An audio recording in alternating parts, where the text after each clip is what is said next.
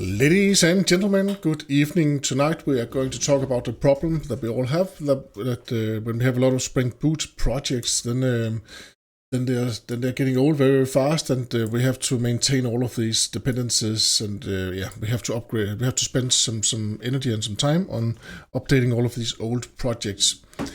There is a tool named OpenRewrite where there are a lot of where we have a lot of recipes that we can call, and then these recipes will then change the code, and then they will, for instance, upgrade Maven to version 4, or we can upgrade Spring. If you go find a Java recipe, then we can say that we want to migrate Spring Boot to version 3.5, for instance. The problem with this tool right here, or this library, is that it is actually you have to add this to your Gradle or to your Maven pub file, and the problem with that is that now you have something extra that needs to work before you can upgrade all of your applications. I took it was like it's an 8-year-old repository. I took a couple of these, and then I tried to add rewrite on those repositories, and it was actually quite difficult because first of all, Gradle was quite old.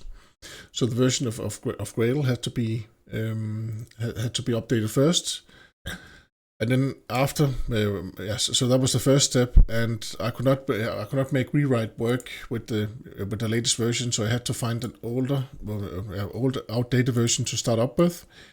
Then the second thing was that when I did that, then the Spring framework, because it was version 2.1, then started complaining because it did not work with the latest Gradle version, because it is using a Maven plugin actually in Gradle. They did that in the old versions. They're not doing that any longer. So with the newer Gradle versions, that Maven plugin is not part of the package. So that then I also had a problem with that. So I had to upgrade first to 2.7, and then after upgrading to 2.7, then I could then upgrade to 3.5. And it is just a lot of it's a huge hassle, and also what you get out of it is of course it's cool that it actually goes in, and then it can change the security bindings so it matches the latest and greatest and best practices. But first of all, I actually like to know about the code changes that are made up, and of course I can press Control K, and then I can see the changes now I just committed and pushed the changes, so I cannot see them right now. But of course I can see those changes there when I try to commit the code. But I like to have a bit more feeling with what is going on.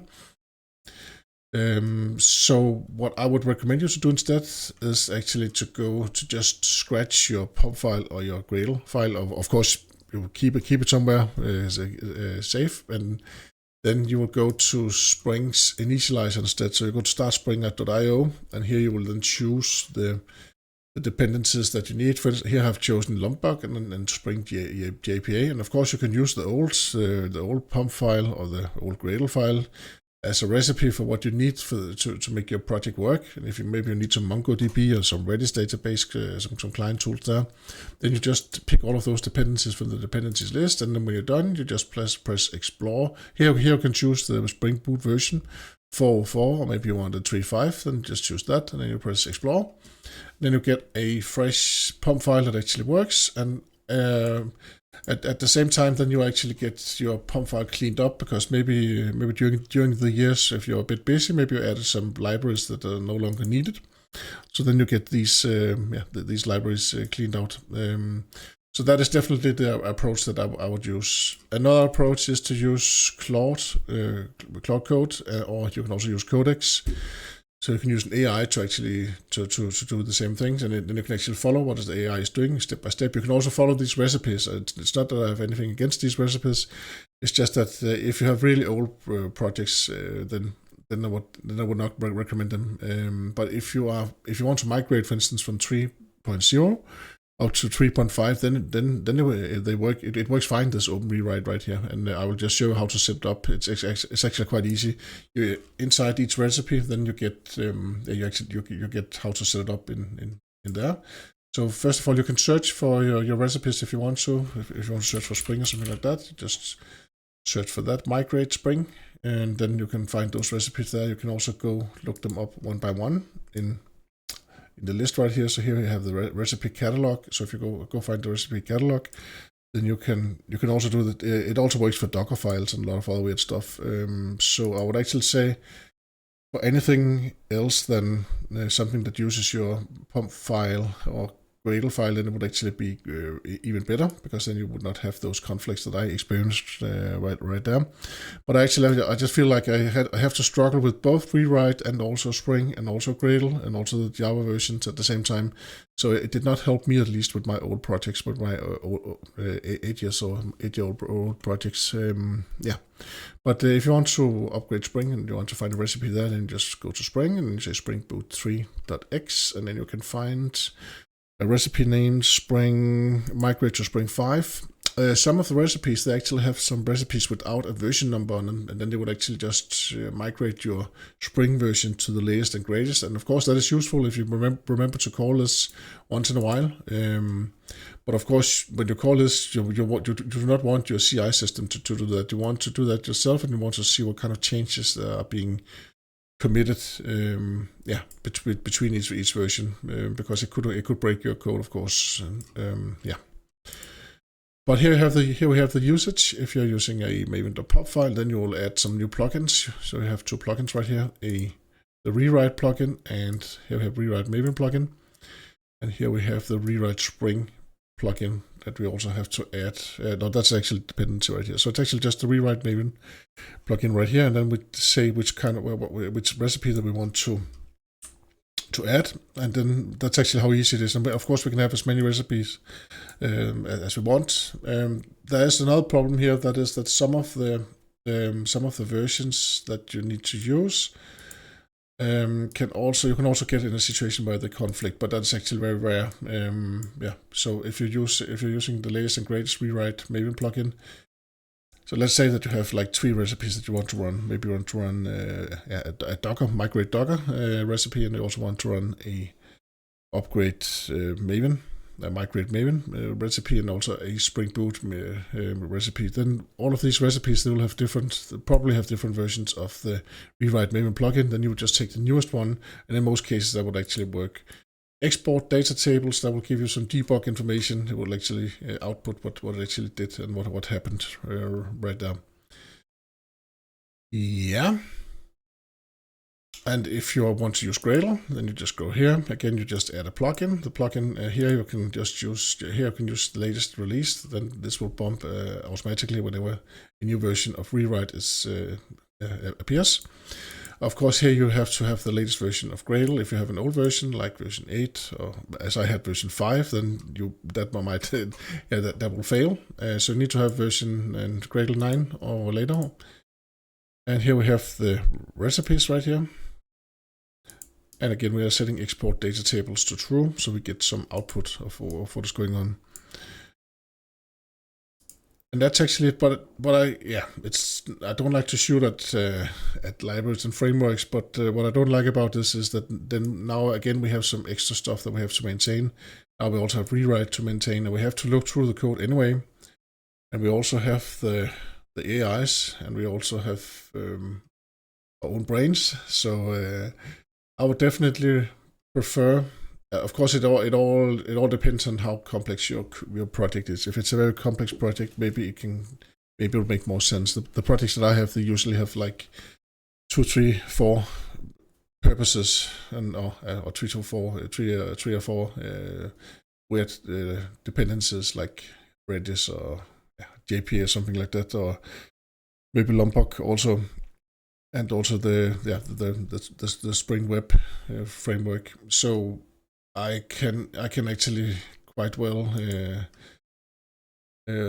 overview how to migrate that. I know there's something with the security. If I have security, then I have to go and do the security in a different way. And most of the times you would actually get a compile error, so you can just go and look and fix all of the compile errors. There was one change that I think it was really cool that I found, and that was actually in the tests. It changed that from public to non-public because it's not necessary any longer.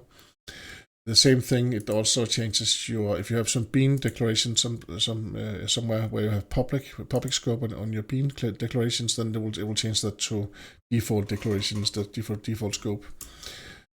yeah, so of course all of those rules, it's cool that it does that. But I would say if you come from a version 2.1, then first I would actually migrate it manually, and then you can always run the recipe afterwards when you have bumped it to a when you have bumped it to latest and greatest already, then yeah, there's no harm, and then you can run the recipe, and then it will actually look through the code, and then it will still fix your code. And again, you can also use the AIs. The AIs are, of course, they have multiple purposes. While this recipe framework also multiple purposes, but it knows exactly what it needs to look for. It knows about the changes between each version, so it knows what to look for and what to change in the code. Because it's specifically minded to Spring.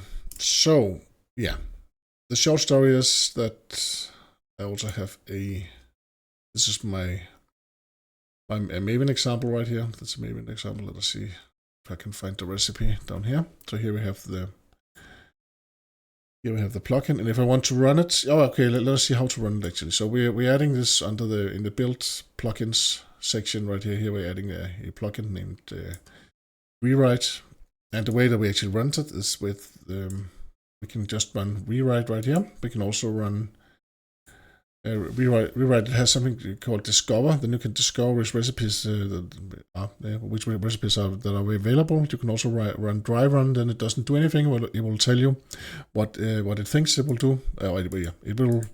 It will show you what it wants to do if you run. And if of course if you run, then it will just do all the stuff. And now I was thinking with something, so now I have an error right there. Let us try one of the other ones. It's the same with Gradle. Again, here we have rewrite run, so let me just run that one. And it will show what it shouldn't do anything now, I think, because I just ran it, or did I? I actually did not. Yeah.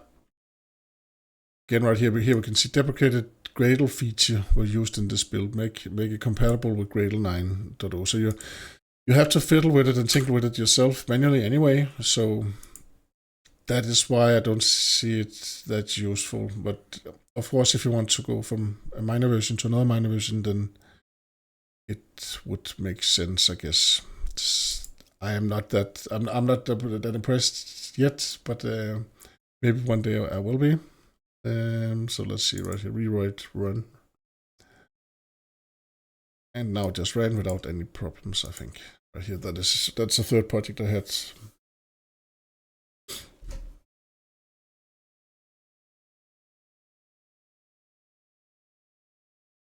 So I would definitely, the approach that I would take would be with that I would definitely. It is actually quite difficult to do this because if you go and change the Gradle and Java version, then you might have some Spring libraries and dependencies that will then fail, so you cannot load the Gradle file at all. And this has nothing to do with rewrite. It's just because it was a very old project, of course. So I think I would definitely rewrite the whole file. I would go to start. If it's that old, at least, then I will go to start Spring IO, and then create a whole new file, and then I might want to run the rewrite afterwards, so it would look at the code, and then it would then turn into best practice. But I think I would do it actually by hand. But yes, let me know what you think in the comments below, and thank you very much for all of your comments in general, and hope to see you again soon. Bye bye.